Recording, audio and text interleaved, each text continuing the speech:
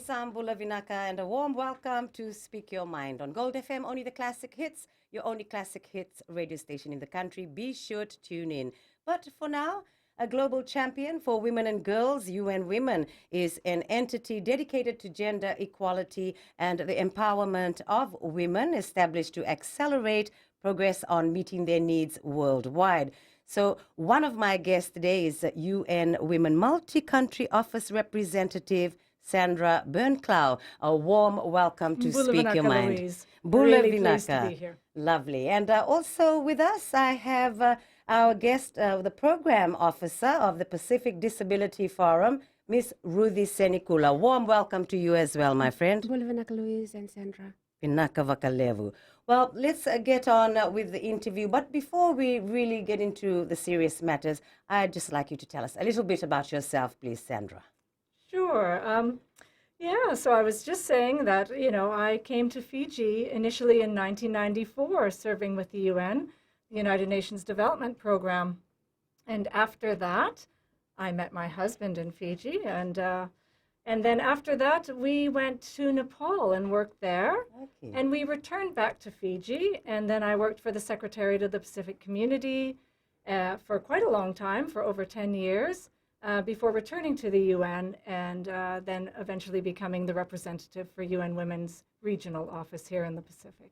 Thank you so much for sharing that with us, Sandra. So, I've said you're a Fijian now. You've been here for a very long time, and you're also married to an Itoke. So now, Ruthie, maybe you might like to tell us a little bit about your story. Thank you, Louise. I'm being with PDF from 2018 May as the program officer, and I look after youth and indigenous issues on persons with disabilities in the Pacific.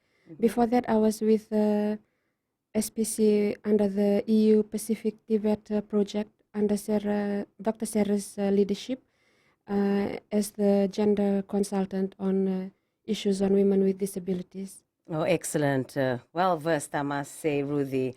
Anyway, I've had Ruthie as my guest a long, long time ago, and I still remember that wonderful interview we had that day. But anyhow, let's just move on with the questions. Can you please tell us, Sandra, about the UN Women's Humanitarian Protection Cluster?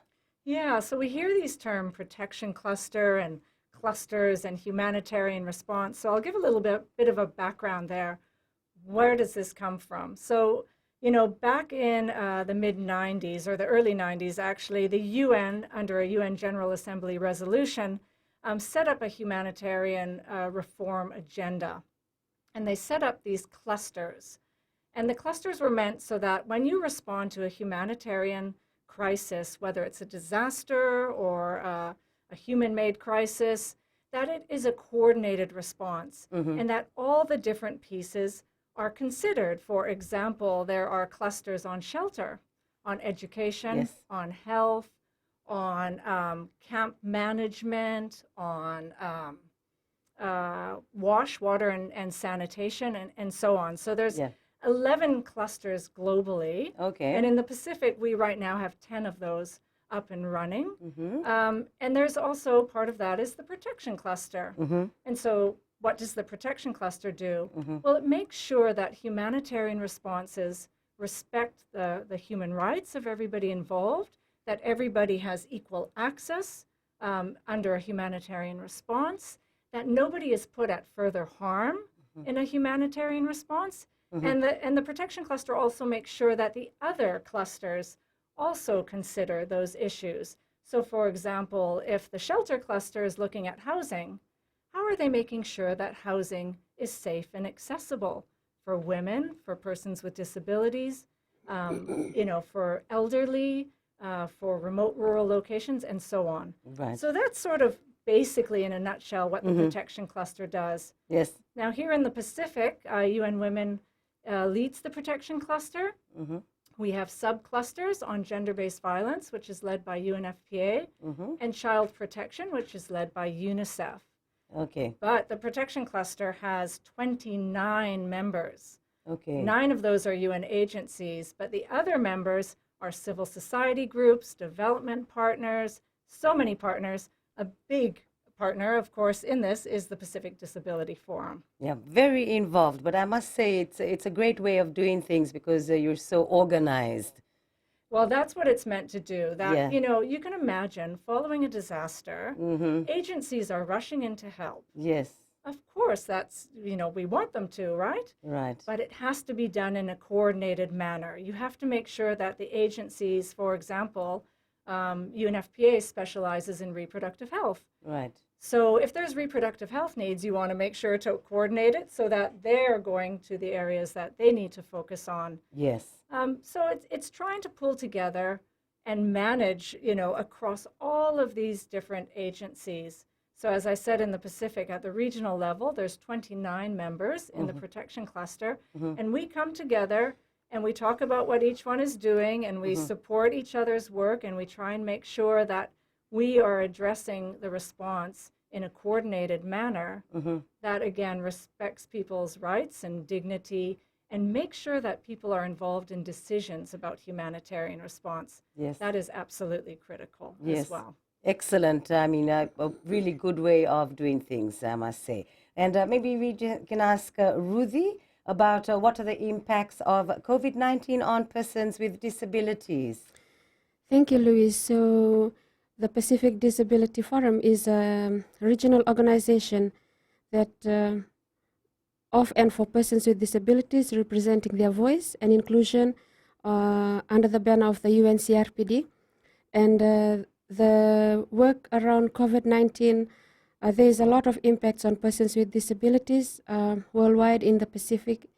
And some of the impacts include the increased violence against women and girls with disabilities, also the unemployment of persons with disabilities. Some of these persons with disabilities are working in the informal sectors, and they may have no source of backup or social benefit. And since unemployment is one of the impacts of COVID-19 in their lives, also those the stay-at-home restrictions on everyone, including persons with disabilities. So the impact of this is those with high support needs are at risk of essential support and medicines. Also, Psychiatric? persons with psychosocial psychosocial disability, with stress level and accumulation on stress-related issues, and also some persons with disabilities or persons with psychosocial disabilities may have existing trauma and mental health issues such as suicidal tendencies, may have increased fear regarding COVID-19, and they may also face difficulty accessing support services. Also, another impact is that persons with disabilities may also have existing chronic health diseases that could be also one of the contributing factors that is brought about by COVID-19. Well, thank you very much, Ruthie. I mean, it affects us in the same way, don't you think, Sandra? But of course, for people living with disabilities, it would even be more. Well, absolutely. And in fact, like many things, like many disasters, a disease like COVID-19 actually impacts us quite differently. Yes. Women and girls are at increased risk of violence, as Ruthie has rightly pointed out. Okay, I'll have to interrupt you, sorry, Sandra, because we need to go into a break quickly on Speak Your Mind. This is Gold FM, only the classic hits.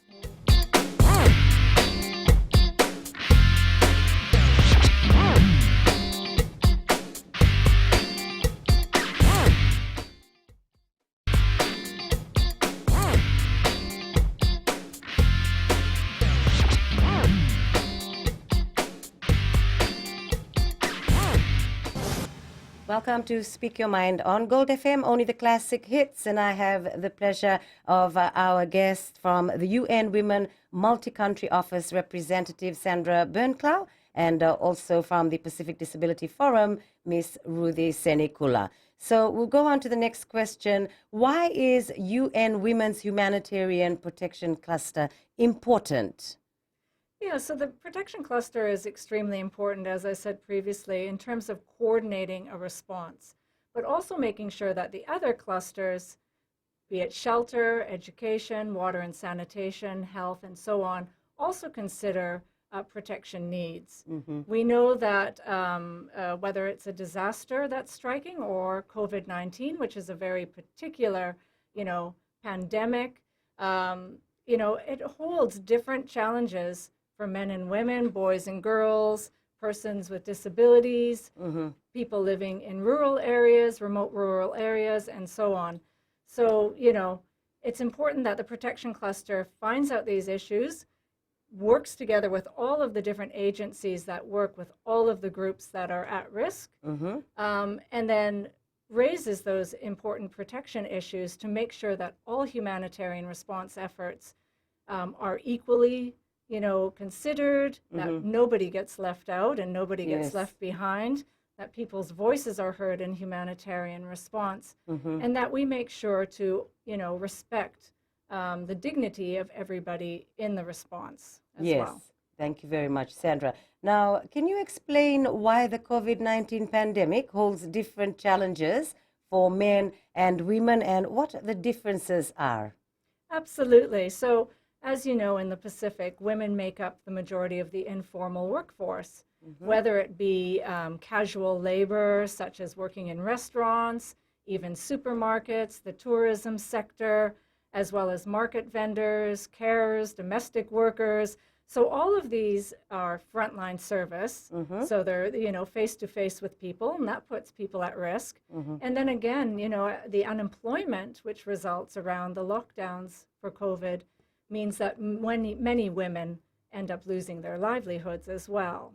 So, that is one of the differences.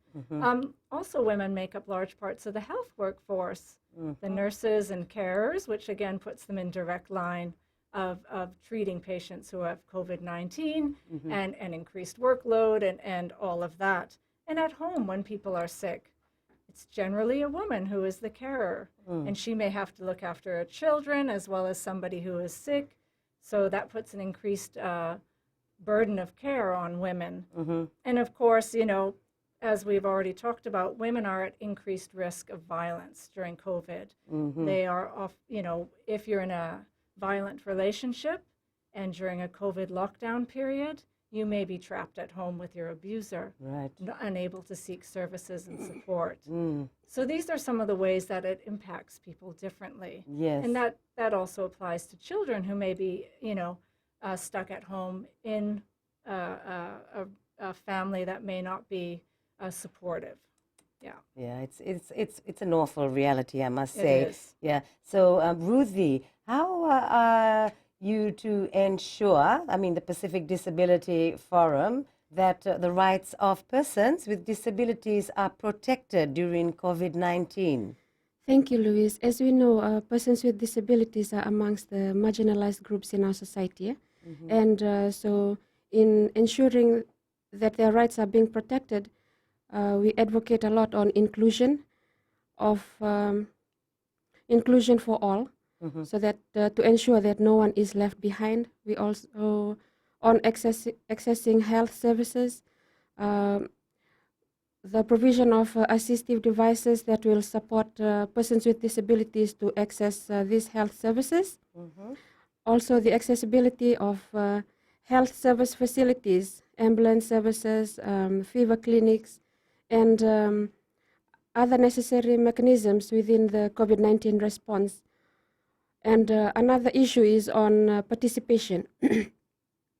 We'd like to ensure that organizations of persons with disabilities are being invited to meetings to share their lived experiences and offer advice on disability inclusion and be the voice of all persons with disabilities in the COVID-19 response.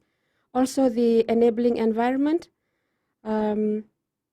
for persons with disabilities so that everyone gets the same messages. This is in terms of the provision of sign languages in meetings, advisories, and presentations, and ensuring that all information is available and in accessible formats. And last but not the least, also accessibility. For during this time of COVID-19, everyone is always on the net, on their phones. So for websites and media outlets and also social media pages should be accessible to all persons with disabilities. And that also information, communication, and technology should be inclusive of all and accessible to all persons with disabilities. Thank you, Louise. Oh, that's just too good. Yeah, a wonderful explanation, Ruthie.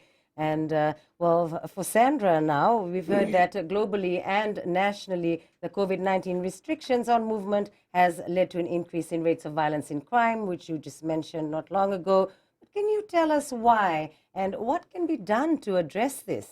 Absolutely. It is indeed a very sad but true fact. We know that the lockdowns are absolutely critical in protecting all of us from COVID-19. But what it's also done is, I guess a unfortunate side effect is that people that are in abusive relationships are ending up being trapped with their abuser, unable to seek help, unable to access services. A lot of services are not functioning in the normal way. You can imagine if you're trapped at home with your abuser, you may not even be able to get on the phone to get support and care. So globally, the tension and I guess the fear and stress also contribute as well, and it has led to an increase in violence. Okay, I'm sorry, Sandra, again. We'll be back. We'll continue with what we were just talking about in detail on Speak Your Mind, Gold FM, only the classic hits. Stay with us. We'll be back in a moment.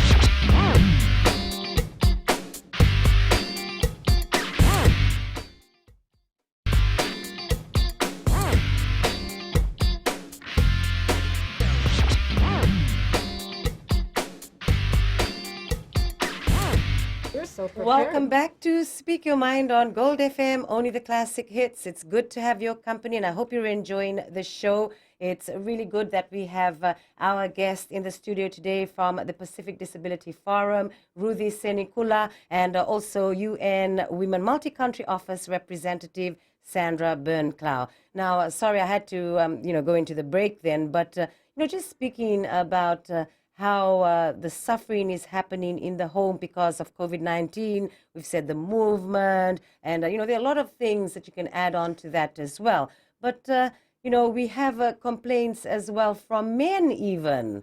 I mean, I remember reading the news, men are calling up and complaining about their wives also abusing them. I mean, probably more women, but who knows? Anyway, yeah. So you can carry on from that on, why it's happening and what it can be done to address this. Yeah, so I think that, a lot of governments have recognized this. As I said, it is a global trend.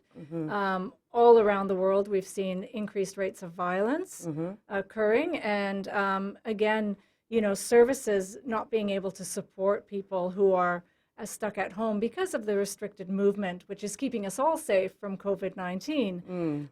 So, I know in Fiji, the Ministry of Women, together with many partners, the Fiji Women's Crisis Center, really spearheading the response and making sure that there's helplines and other remote services so that there is somewhere for women and children to call. There's a child helpline, there's a domestic violence helpline. So many countries are responding in that manner and looking at, how you can provide those services remotely and trying to keep those essential services open. And I think if there's a long-lasting benefit to this, we've been able to provide services remotely and make them more accessible. And this is very critical for persons with disability who are trapped at home, as well as women and children.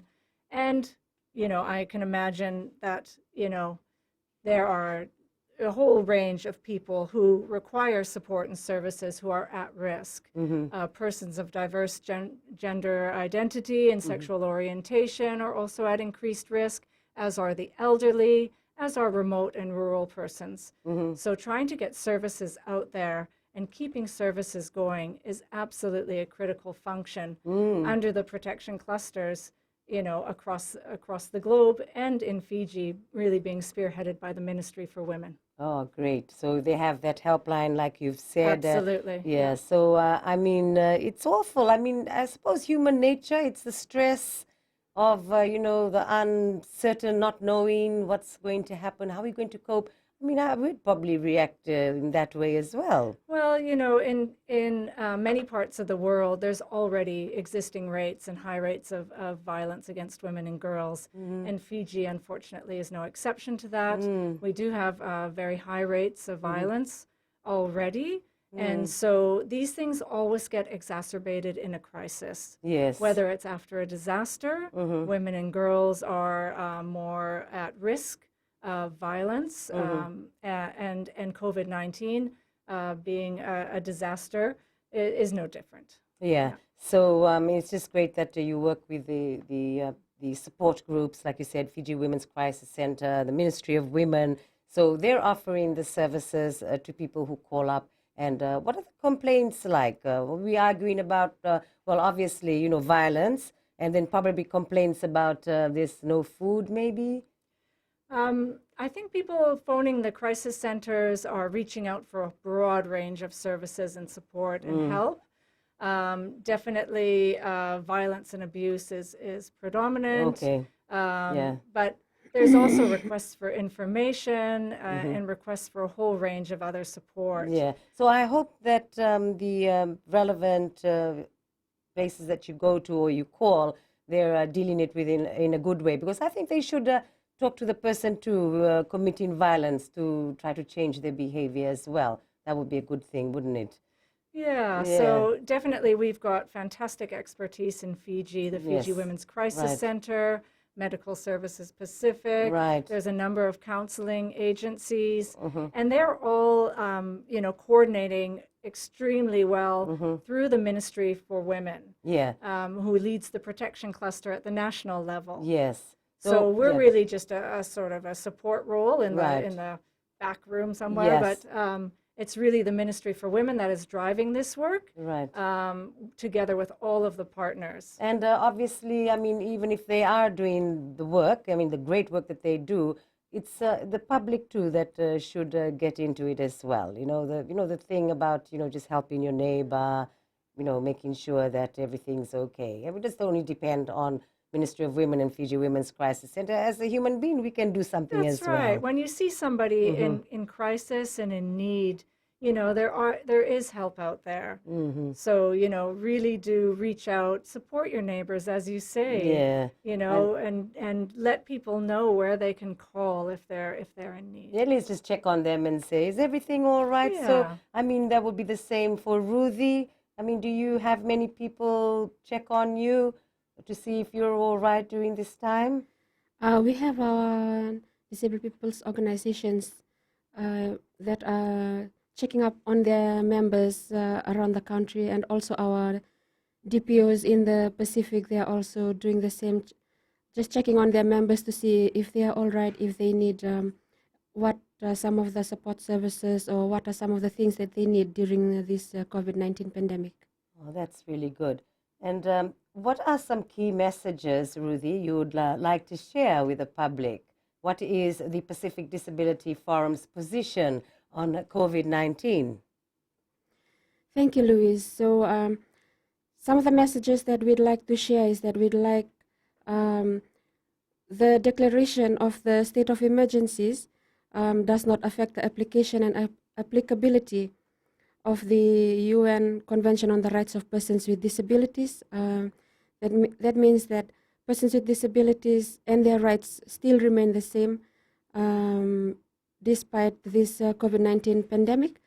And persons with disabilities deserve to be reassured that that their survival is a priority.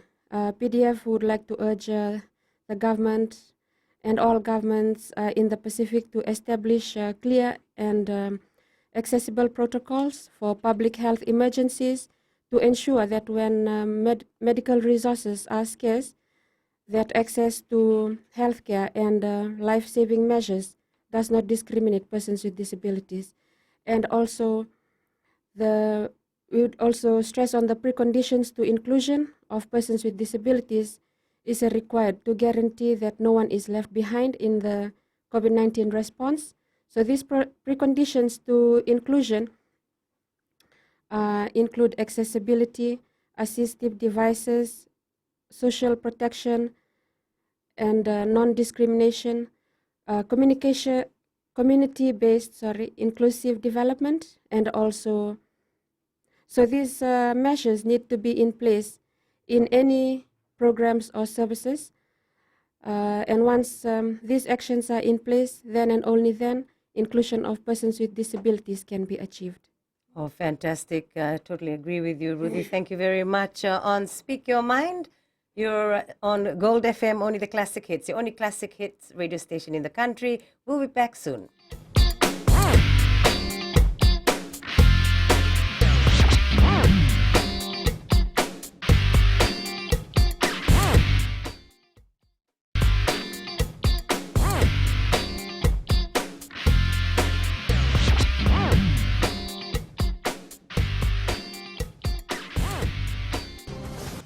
Speak Your Mind on Gold FM, only the classic hits. Thank you for your good company. And my guest, the program officer of the Pacific Disability Forum, Ruthie Senikula, as well as the UN Women Multi-Country Representative, Sandra Bernclau.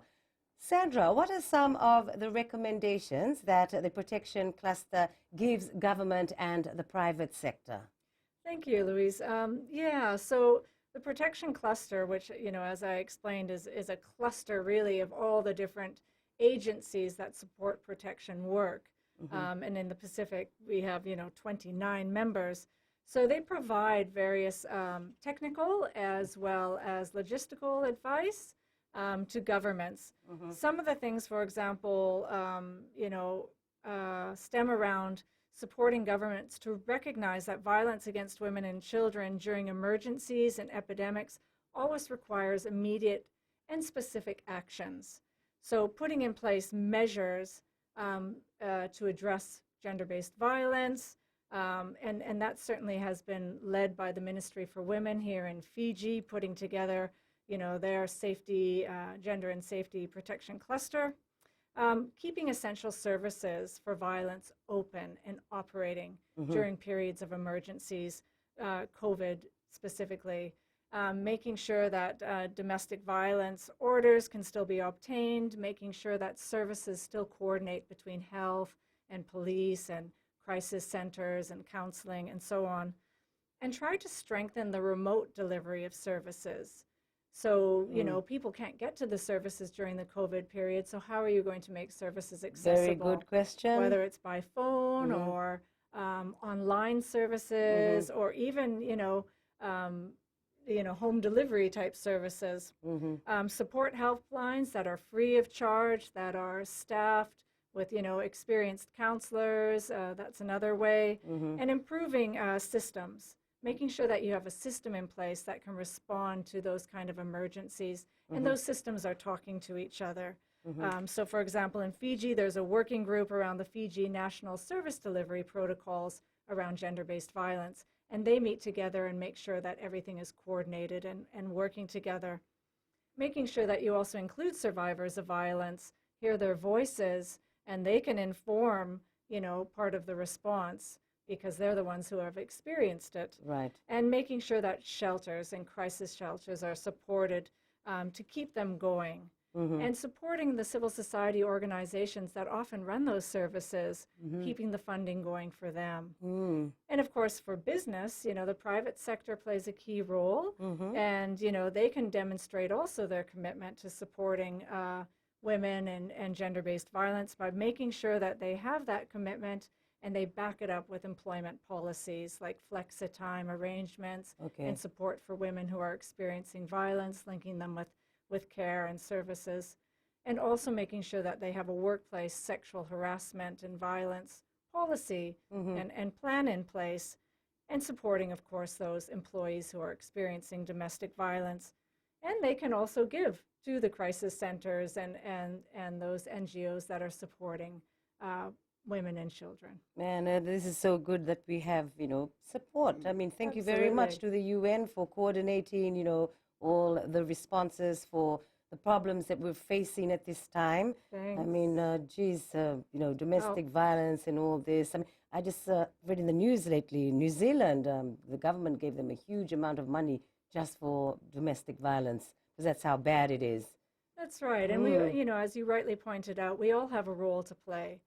So, supporting whether it's our neighbors or our friends, and making sure that our businesses are supporting, women who are going through domestic violence, making sure that our governments respond. Yeah. And so, I think Fiji has been extremely advanced in this and has really great systems and processes in place, largely spearheaded by very strong civil society organizations like the Fiji Women's Crisis Center, who have been advocating on these issues for years. Excellent, that's true. So, Ruthie, is there anything else that you'd like to add? I mean, how are people with living with disability coping with the news of COVID-19? I mean, you, for example, what did you think in the beginning? Thank you, Louise. For me, it's because this COVID-19 is a new pandemic, and like there's a lot of panic and confusion, and whom should you go with, or is it safe to go to this place alone, or is it safe to go by taxi or by bus? I mean, these are some of the things that I'm sure other persons with disabilities who are tuning in can also relate to, and so to ensure the rights of persons with disabilities to be respected, and that their inherent dignity is also respected. Barriers impeding their participation, inclusion, and safety need to be removed, and support services for persons with disabilities need to be recognized and realized, especially in this COVID-19 response. Yeah, I know when it first happened, I was panicking when I heard about the first case. I was like washing my hands, 100 times a day, trying not to touch my face. Even when I went home, I was washing my clothes every day because I go in public transport, see? Exactly. Yeah, it really affected our minds. Well, but yeah. Globally, this is the, first time any of us would have experienced such a pandemic. And, Yes. And, really hats off to all the organizations who jumped in and immediately responded. Yeah, like pretty quick too. Developing protocols and supporting each other. So I think if one of the things that we learn is the human spirit, we can really respond to these pandemics and support each other. Yeah, Yes, that's true. and also like during this pandemic, everyone were doing rush buying, and that was also, I think for me, that was also one of the impact that COVID-19 brought, because I was also doing bulk buying, and then later on, like after 2-3 weeks, I was like, oh, I shouldn't have done it, like. But it's just because there was panic and confusion, because this is also the first time that it came to the Pacific, and so these are some of the things that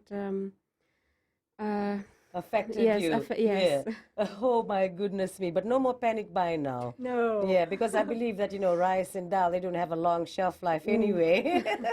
That's right. That's right. So you wouldn't want to be eating moldy rice or moldy flour, would you? That's yes. it. Yeah. But just great work, like you've said, Sandra. The response has been wonderful, and people slowly getting used to it. You know what Fiji is like.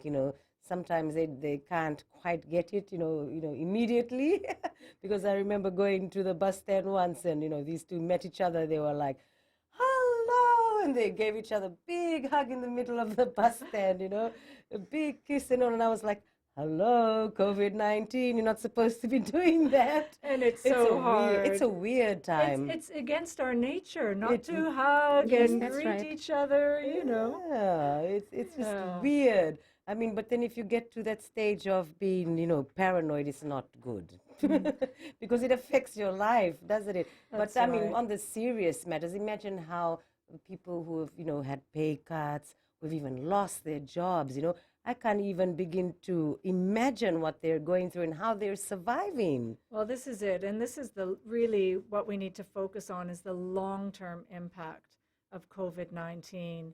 And this is why, all the organizations that have responded to COVID-19, they did so immediately, but it's going to be a really long haul. And the protection issues, the issues around making sure persons with disabilities are not left out of economic planning, for example, moving forward, Yes. women and girls, as well as, remote rural communities, because this is going to impact us for a long period. So this makes it quite truly unique. And we really need to look at our plans and put in place long-term plans. Yes, we really need and good long-term plans as well. But we're still pretty lucky in Fiji, but we'll come back to that shortly on Speak Your Mind. This is Gold FM, only the classic hits, your only classic hit station in the country.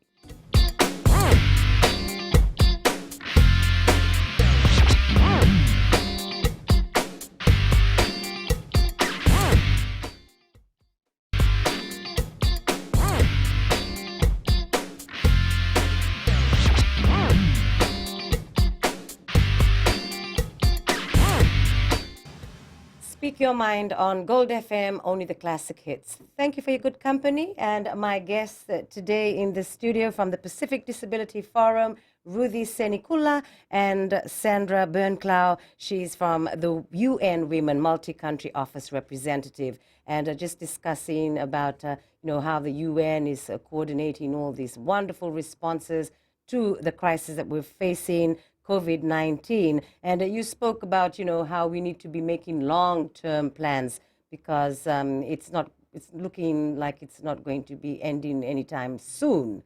But another thing I was saying is Fiji, we're pretty good like with rich soil, we can plant. So we've got villages as well, and people are pretty good at supporting one another. So what other idea would you have as a long-term plan on the side of the UN? Well, in terms of, I guess, lessons learned, we've learned that we can adapt, and we've learned that we can cooperate, and we've learned so many things out of this COVID-19 experience. And I think we'll still be tested in the long term, as we know there's been, job losses, and they will impact people very differently. The tourism sector and informal sector workers. So we have to look at the economic support ongoing to specific groups. But in terms of other things that we've learned and lessons that I think will support us moving forward, we've realized that having really strong national protection systems is critical. Now, often we pull those together for a disaster, but I think we've learned through this experience that keeping those systems in place and strengthening them on an ongoing basis will help us be prepared for disasters. Having those systems in place, continuing to test them, continuing to make sure that we're coordinating at both the regional level as well as the national level, and also that we're able to use those same systems to respond to multiple crises. Yes. So when you have a system in place to respond, for example, to gender-based violence, well, and we had that situation in Fiji and in Vanuatu and in Tonga, where we also got hit by TC Herald at the same time. Right. So those same systems then support during those crises as well. And another key lesson is this has taught us we can work remotely. There's a lot we can do, online services, telephone services, and those remote services will make sure that those services become more accessible to remote communities, rural communities. There's so many people who can't front up physically to services. Right. So making sure that we have services that are accessible all the time. Yeah. And we've really been tested through that in the COVID-19 experience. Yeah. And I think that's one of the key lessons moving forward. And I think one in particular that's going to resonate for persons with disabilities. Yes. So, Ruthie, what do you have to say about COVID-19 and looking forward for the Pacific Disability Forum? Thank you, Louise. For the Pacific Disability Forum, and since the COVID-19 is here in the Pacific, there is still a lot of gaps that we see when working at the national level and also at the regional level in terms of the disaggregation of data. to be able to have for with this when we do work with our partners and also the governments to ensure that there is disability disaggregated data when going out into the field, and Okay. also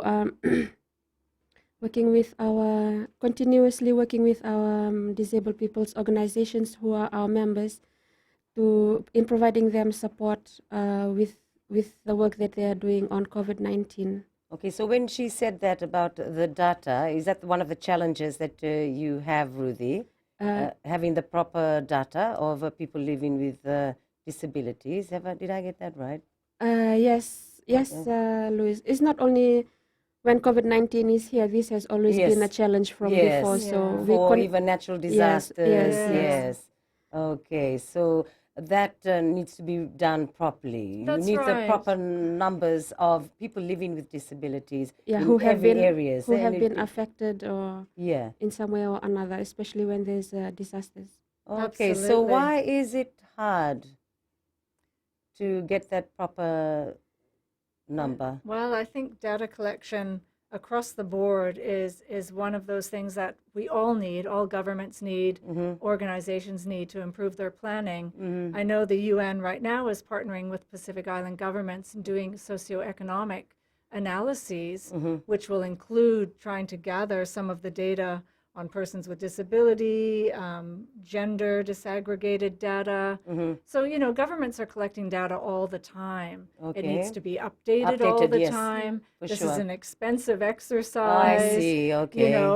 But we need it for improved planning. Yeah. right. And these socioeconomic studies that the Pacific Island governments will be conducting will help them put in the best policies to make sure that they can support their populations through this COVID-19 period, which will, as I said, have longer-term economic impacts. Yeah. So putting strategies in place, having the right data in order to make the best plans is really critical. Very much so, and it was great that Ruthie, you brought that up. Yeah. Yeah, on Thank you. behalf of people living with disabilities, that's great. So you can bring up some other stuff which you think needs to be done a bit better.